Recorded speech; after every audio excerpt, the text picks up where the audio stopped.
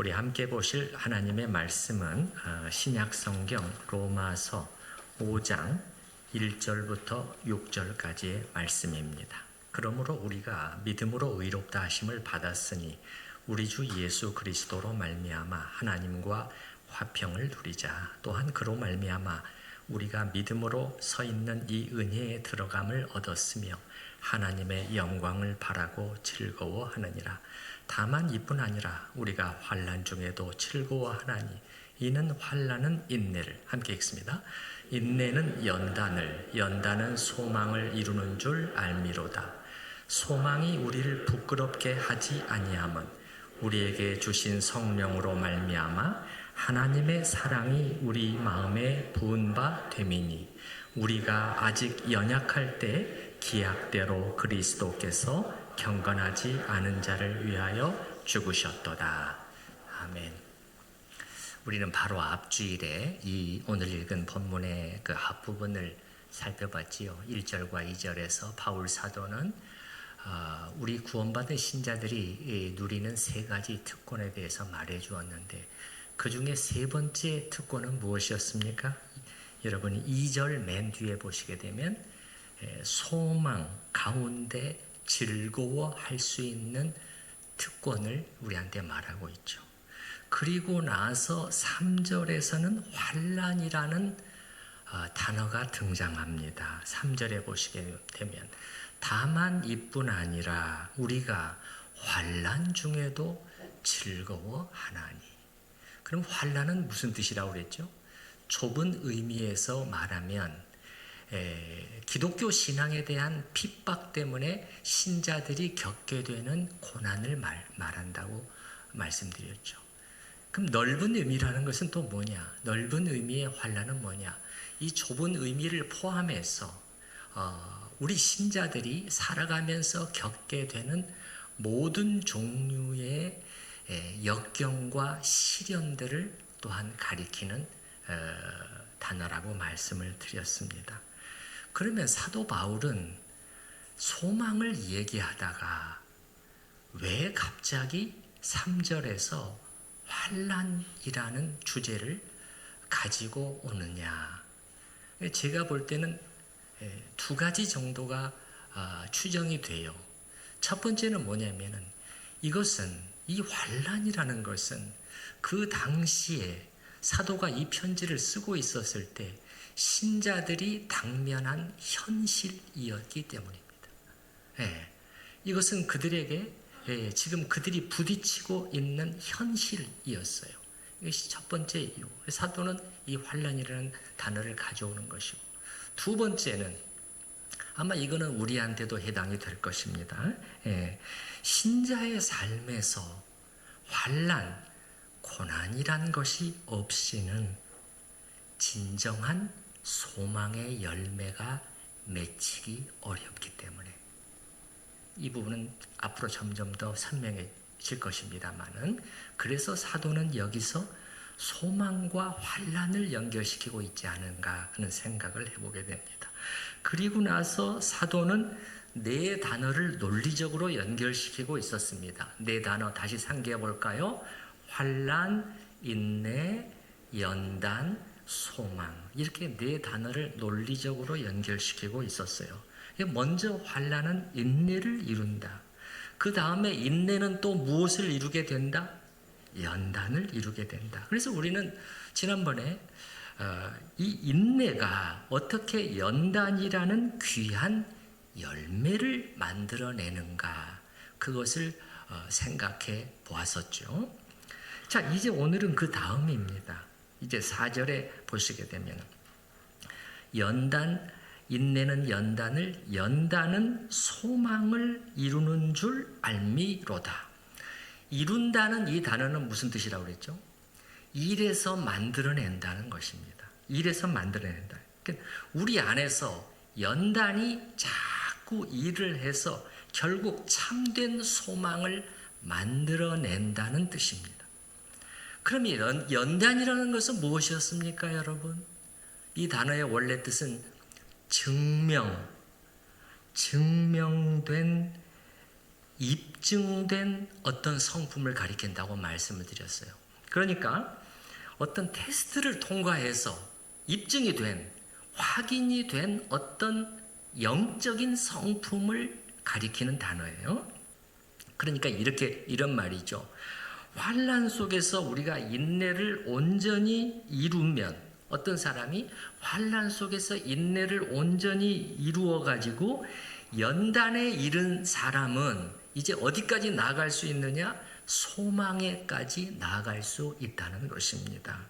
이걸 거치지 않고, 인내와 연단을 거치지 않고 환난에서, 시련에서 바로 소망으로 직행하기는, 그런 일은 별로 일어나지 않고, 그 소망은 진짜 소망도 아닙니다. 환난 속에서 인내를 먼저 온전히 이루지 않으면, 그래서 연단의 성품이 형성되지 않으면 어떻게 되기가 쉽죠? 그냥 힘들어하고 불평하고, 못 살겠다고 소리치고, 좌절하고, 그러다 포기해버리게 되는 거예요. 여기까지, 소망에까지 도달을 못합니다. 그래서 연단이 소망을 이룬다. 이 말씀은 무슨 뜻이냐면은, 이제 연단이 되었잖아요. 성숙한 믿음이 도달한 것입니다. 연단되어서 인내를 이루어서 쫙 성숙한 믿음에 도달했어요. 이제 여유가 있습니다. 여러분, 지난번에 어떤 주석학자는 연단을 고참자가 가지는 침착함, 신참자에게 대비되는 고참자의 그 침착함이라는 뜻으로 풀어낸 사람도 있다고 그랬잖아요. 그래서 이제는 이제 침착함이 있습니다. 그 시련을 맞이하면서도, 시련의 한가운데 있으면서도 마음의 여유가 있습니다. 그래서 그것이 있기 때문에 현재 이 모든 어려움 너머에 저 뒤에 있는 마지막 영광을 바라보면서 마음속에서 소망이 자라갈 수가 있어요. 자, 그러면 오늘 이 본문에서 중요한 단어가, 이 키워드가 소망이라는 단어인데, 이 소망이라는 단어는 신약 성경에서 무슨 뜻을 가지고 있다고 그랬죠? 이게 아니라고 말씀드렸죠. 우리가 흔히 오해하기 쉬운데, 그렇게 되면 좋겠는데, 꼭 그렇게 됐으면 좋겠는데, 이러한 막연한 기대, 그런 것이 아니라고 말씀을 드렸어요. 그게 아닙니다. 신약 성경이 말하는 소망이라는 단어는 그게 아니고 반드시 이루어질 일에 대한 것입니다. 반드시 이루어질 일이에요. 왜냐하면 하나님이 약속하셨기 때문에. 근데 다만 그 이루어지는 시점이 지금이 아니에요. 미래의 어느 시점이란 말이에요. 시간 간격이 있습니다. 그래서 그 시간 동안에는 어떻게 되느냐? 그 시간 동안에는 소망을 가지고 기다린다. 이런 뜻입니다. 이게 신약 성경이 말씀하는 소망이라는 단어예요.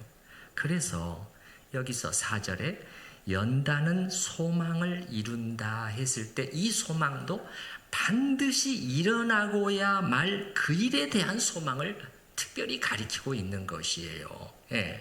그러면 반드시 일어나고야 말 그 일은 무슨 일이죠? 자, 앞에 2절에 이미 나왔었습니다. 우리 2절 맨 뒤쪽을 보십시다. 2절 맨 뒤쪽. 하나님의 영광을 바라고 즐거워하느니라. 바란다는 것이 소망이라는 명사를 썼다고 그랬죠. 하나님의 영광에 대한 소망 속에서 즐거워하느니라, 혹은 자랑하느니라. 그래서 이 4절의 이 소망이 2절의 소망과 같은 소망이에요. 같은 소망을 가리키고 있는 것입니다. 그래서 사도는 지금 4절에서 연단은 소망을 이룬다 이렇게 말씀했을 때는 뭐냐면은 하나님의 영광을 바라보는 그 소망을 가리키는 것이에요. 궁극적인 소망입니다. 궁극적인. 그 소망을 사도는 염두에 두고 이 소망이라는 단어를 쓰고 있다는 것이에요. 하나님의 영광이 나타나고 우리가 그 영광에 동참하게 되는 그것이죠. 다른 말로 하면 지금은 시련과 아픔 속에 있지만 있지만 이 모든 아픔과 슬픔과 고통이 그치고 요한계시록의 표현에 따르면 모든 눈물을 그 눈에서 씻겨 주심에 이렇게 되는 거죠. 씻겨 주심에. 그래서 모든 눈물이 그치고 가슴 벅찬 환희가 그 자리를 대신하게 될 그날을 바라보면서 붙드는 소망입니다. 아시겠습니까? 그래서 우리가 이 소망, 그러니까 시련 속에서 우리 그리스도인들이 가지는 혹은 가져야 하는 소망은 이런 것과는 달라요. 흔히들 너무 힘들 때 사람들이 하는 말이 무슨 말입니까? 이 또한 지나가리라. 그러면 그것도 틀린 말은 아닙니다. 그것도 또 맞는 말이에요. 우리가 잘 견디고 하면은 그것은 또 그런 어려운 일들이 지나가게 될 것이에요. 이렇게 생각하면서 견디는 것도 나쁘진 않은데, 그런데 우리 그리스도인은 여기서 더 나아가야 된다는 것이에요. 그 정도에서 그치면 안 됩니다. 여기 4절 말씀.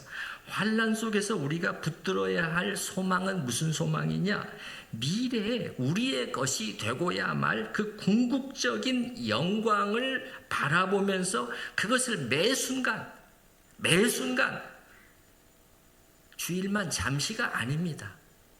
우리가 어려움을 겪을 때마다 그 속에서 힘들 때마다 그 궁극적인 그 나를 바라보면서 매 순간 더욱 단단히 붙드는 것입니다. 이게 여기 오늘 본문이 말씀해주는 우리에게 가리켜 보여주는 붙들라고 말씀하는 그 소망이에요. 이거는 견고한 소망입니다, 여러분.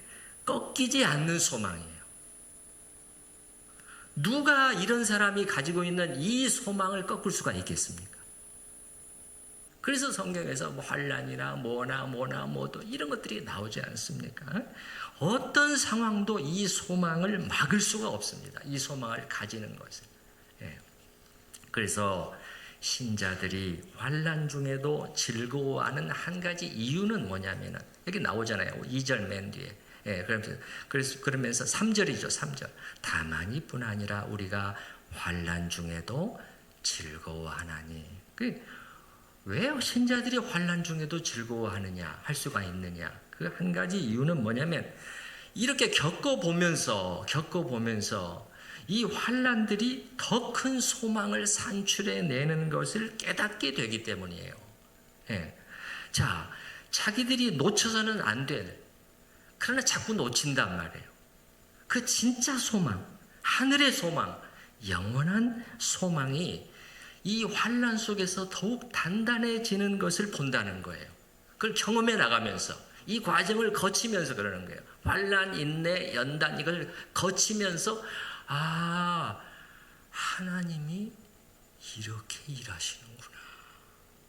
이렇게 일하시는구나. 그렇게 되기 때문에 3절, 4절이 연결되는 것입니다. 다만이뿐 아니라 우리가 환난 중에도 즐거워하나니 하면서 맨 뒤에 연다는 소망을 이루는 줄 알미로다. 알기 때문이다. 그런데 모든 사람이 이걸 깨달을 수 있겠습니까, 여러분? 모든 사람이? 이런 과정을 거치지 않는 사람은 이걸 못 깨닫습니다. 연단의 성숙한 성품에 도달했기 때문에 이게 보이는 것이에요. 하나님께서 나의 삶 속에서 우리 가정에 또 아들의 삶 속에서 참 이런 일을 해나가고 계시는구나. 또 이런 일을 위해서 우리에게 이런 시련을 허락하고 계시는구나 하고 깨닫게 되는 것이죠. 환난이 결국 소망에까지 이르게 되는 것. 이거는 교회의 역사 속에서 늘 일어나곤 했던 일이에요. 교회 역사 속에서 예를 들면은 초대교회 신자들은 여러분이 아시겠지만 약 네로 황제의 박해가 시작되던 64년 주후 64년부터 모진 박해가 시작이 됐었잖아요. 그 후로 약 250년간의 박해 기간이 이어졌는데 물론 계속 250년 내내 그런 것은 아니었어요. 약간 이런 것들을 이렇게 거치긴 했지만은, 그런데 그럴 때 그들은 어떻게 됐습니까, 여러분? 예, 그거를 견뎌내면서 뭘 바라본 거예요? 주님 다시 오실 그날을 바라봤습니다, 그들은. 예. 그래서 그들 안에 이 소망이 더욱 커지고 단단해졌어요. 그러면서 그들의 삶은 정결해졌습니다. 깨끗해졌어요. 이 땅의 것들에 대해서 젖을 떼게 됐습니다. 예. 왜냐하면 그걸 바라보고 있었기 때문에. 그래서 어떻게 됐습니까? 이 초대교회가 어떻게 됐어요? 두고두고 후세의 모든 교회의 모델로 남게 되게 된 거예요. 모델로. 예. 그런데 오히려 나중에 가서 외적인 여건들이 풀렸단 말이에요. 좋아졌단 말이에요. 로마의 콘스탄틴 황제가 이제 박해를 중지시켰잖아요. 예. 박해를 중지시켰어요. 자기가 믿는다고 예수를 믿는다. 공적으로 선언하고. 그러면서 이제 시간이 좀 지난다면 다음에는 어디까지 갔느냐? 로마의 국교가 됐어요. 기독교가. 이제는 믿어야 돼요. 교회 안 나가면 출세를 못 해요. 자, 그렇게 되었을 때 오히려 어떤 현상들이 일어나게 됐느냐? 그리스도의 교회 안에서 하늘의 영광에 대한 주님 다시 오심에 대한 소망이 점점 약해지게 된 것이에요. 어떤 것이 더 좋은 것이냐? 이런 일은 우리 한국교회 안에서도 일어났잖아요, 여러분. 우리 한국교회 안에서도 일어났잖아요. 우리 일제강점기 하에서 한국의 개신교는 정말 많은 시련을 겪었습니다. 예, 신사참배를 강요한달지, 이런 이제 정말 하나님을 바르게 섬기는 것을 방해하는 그러한 이제 일제 압력과 박해와, 그래서 투옥 성도라는 말이 그래서 나오잖아요. 투옥 성도라는 말. 예. 그런데 그때처럼 간절히 한국 교회가 그리고 신자들이 주님 오실 날을 기다리고 소망한 적은 없었습니다. 나중에 해방이 되어서 이런 핍박들이 사라지고 또 시간이 지나면서 교회가 소위 말하자면 부흥이 됐다. 교회 사이즈가 커지고 교인들이 부해지고 교회가 좋은 건물들과 많은 것을 가지게 되면서 이러한 소망은 한국 교회 안에서 점차 사라지게 되었습니다. 그것이 지금의 한국 교회의 현주소예요. 과연 주님의 다시 오심을 간절히 사모하고 기다리는 그러한 교회와 성도들을 우리가 얼마나 찾아볼 수 있을까요? 그래서 여러분께 제가 권면해 드리는 것은 하나님의 말씀이 우리에게 보여주시는 이 궁극적인 영광에 대한 소망을 놓지 마시기 바랍니다. 예. 이 땅에 잠시 있다가 사라질 영광의 마음을 빼앗겨 사시면 안 돼요. 그렇게 되면 그런 것에 여러분의 소망을 두고 사시게 되면은 언젠가는 그 소망이 여러분을 속이는 날이 오게 될 것입니다. 내가 속고 살았네. 그게 아니고 진짜 소망을 가지고 살아야 돼요. 진짜 소망을. 청교도 존 오웬 목사는 하늘의 영광, 천국의 영광을 묵상하고 사모하라. 이렇게 격려를 하는데 제가 참 그분이 쓰는 표현을 보면서 참 도전을 받았는데, 그럼 어느 정도까지 사모해야 되느냐, 우리가 이 땅에서 어느 정도까지 사모하면서 살아야 되느냐. 그분이 말하기를 그것이 그 사모함이 갈망을 넘어서 신음이 될 정도로 사모해야 된다. 주여 어서 오소서. 이렇게. 그렇게 되면 여러분 우리도 개인적으로 그러한 삶을 실천하게 되면은요, 임종을 앞에 놓고서도, 심지어 우리의 임종을 앞에 놓고서도 로이드 존스 목사와 같이 말할 수 있게 되는 것이에요. 제가 말씀드렸잖아요. 임종을 앞에 놓고 아들에게 그분이 한 말, 아들아, 내가 영광으로 나아가는 길을 막지 말아다오. 예. 여러분, 왜 그러냐면 방금 말한 그러한 소망, 진짜 소망을 계속 붙들고 사는 사람에게는 죽음이라는 게 뭐예요? 육체적인 죽음이라는 게 뭡니까? 죽음은 이제 이 영광이 기다려왔던 이 영광이 시작되는, 그 영광 안으로 들어가는 첫 관문 아닙니까? 맞습니까? 네. 그거예요. 그렇기 때문에 그분이 그렇게 말하는 거예요. 아들한테 나를 위해서 기도할 필요 없어.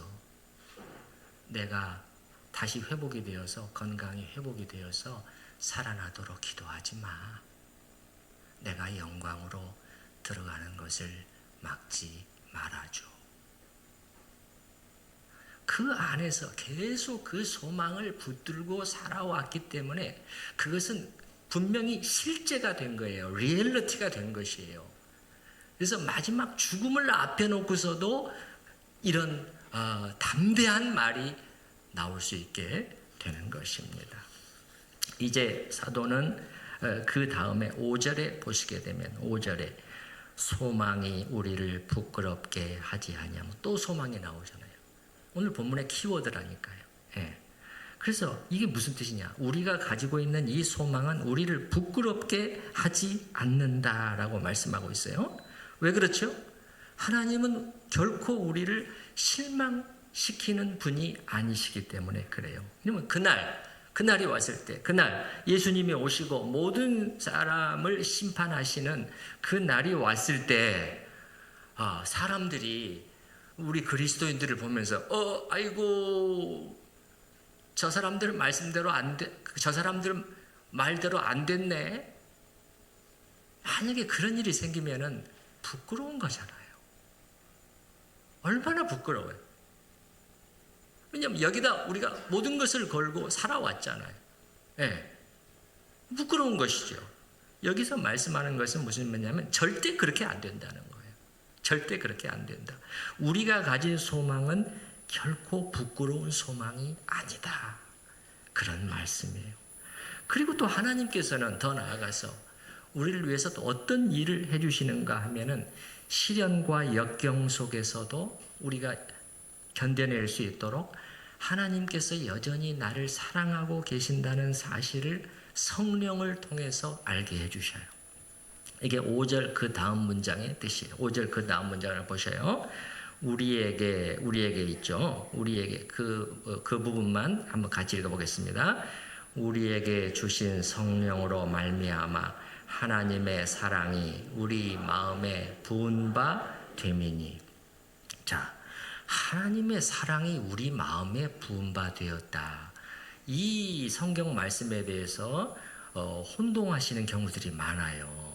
이게 무슨 뜻인가를 정확히 알아야 됩니다. 먼저 이 하나님의 사랑이라는 것은 우리가 하나님을 사랑한다, 하나님을 향한 사랑을 말씀하는 게 아니에요.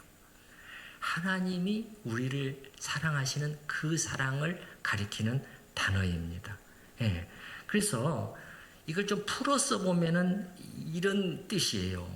우리에게 주신 성령을 통해서 하나님께서는 당신께서 우리를 얼마나 사랑하시는지를 성령을 통해서 깨닫는 마음을 우리 마음에 부어 주신다. 그런 뜻입니다. 아시겠나요? 예. 그래서 우리가 그것을 깨닫고 맛볼 수 있도록, 예. 이것은 맨 처음에 언제 일어났어요? 우리가 예수님을 믿을 때, 회심할 때 일어난 일입니다. 그러나 계속해서 그 이후에도 성령께서 그 일을 해주고 계셔요. 다만 부은 바 되면이 맨 처음에 강력하게 부어졌죠. 그러나 이제 그 다음에 우리가 그것을 얼마나 붙들고 사느냐에 따라서 사람마다 경험하는 정도는 큰 차이가 나게 됩니다. 큰 차이가 나게 돼요. 어떤 사람은 강하게 그 사랑을 느끼고 기뻐하고 찬송하며 나아가요. 어떤 사람은 굉장히 약하죠. 예. 근데 이걸 어찌됐든 우리의 주관적인 경험을 말하는 것이에요. 주관적인 경험. 그래서 고난 속에서 우리는 이러한 경험을 하면서 이게 성령이 주시는 경험이에요. 주관적으로. 예. 부끄러움 없이 소망 가운데 전진할 수 있는 것이에요. 예. 이렇게 부끄러움 없는 거예요. 과연 누가 이기는가 보자. 이런 자세로 나아가는 것이죠. 예.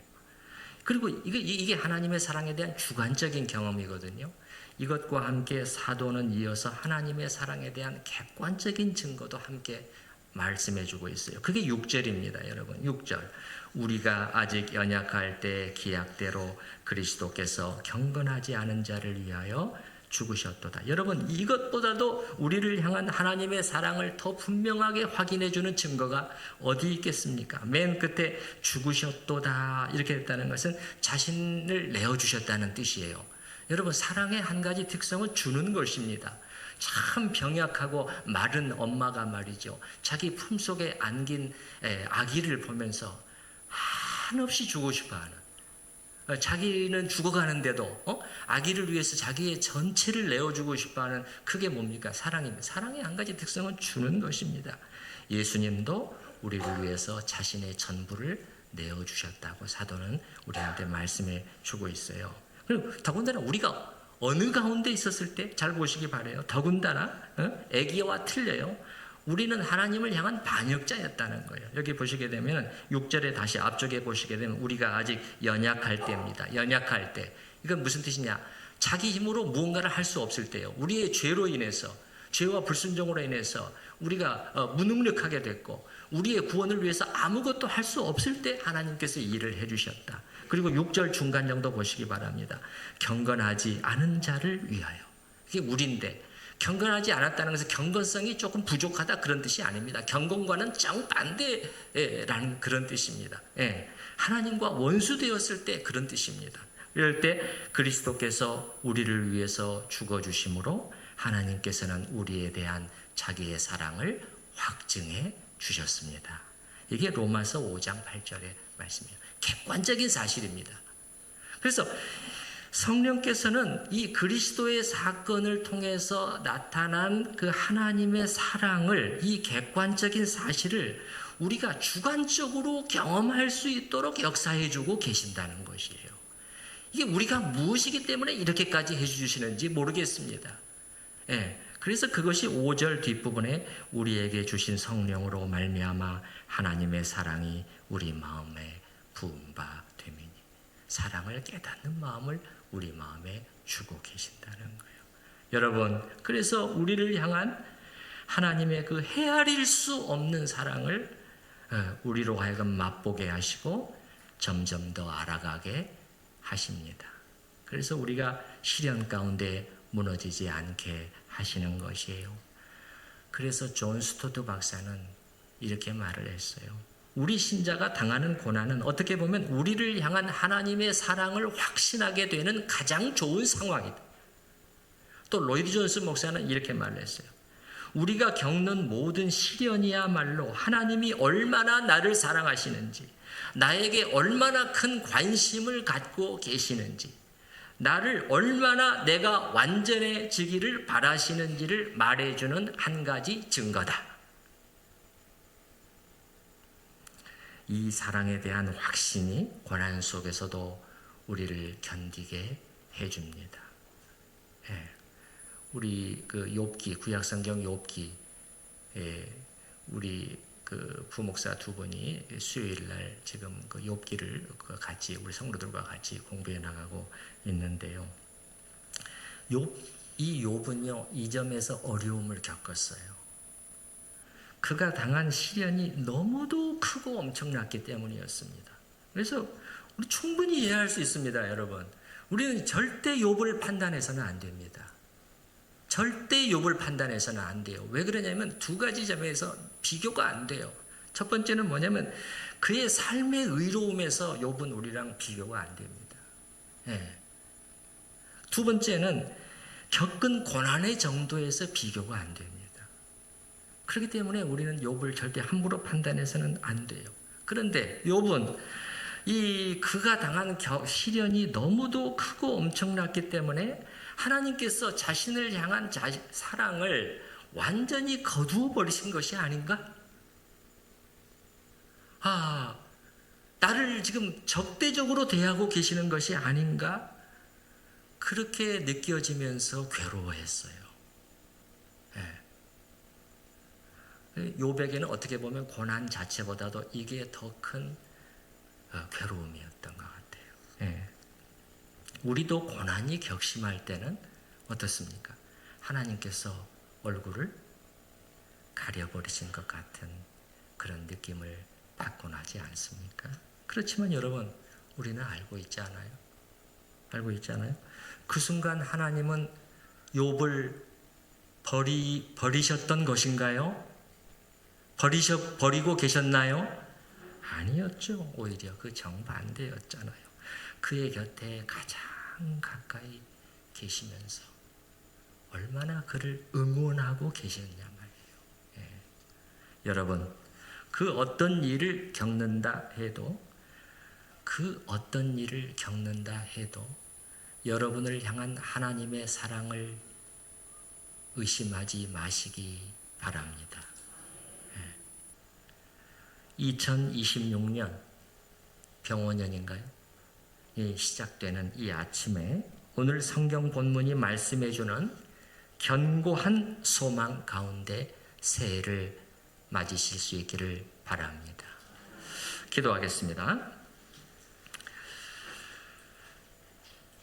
저희가 겪는 시련 속에서 인내를, 연단을, 그리고 소망을 이루어 가시는 하나님을 찬양합니다. 주님, 저희가 어떤 형편 속에 있더라도 저희를 향한 하나님의 사랑, 예수 그리스도의 십자가를 통해서 증명되었고 성령께서 저희 안에서 깨닫게 하시는 이 하나님의 사랑에 대해서만큼은 의심하지 않게 하시고 이 사랑을 붙잡고 모든 역경을 이기며 전진할 수 있도록 저희를 붙들어 주시옵소서. 예수님의 이름으로 기도하옵나이다. 아멘.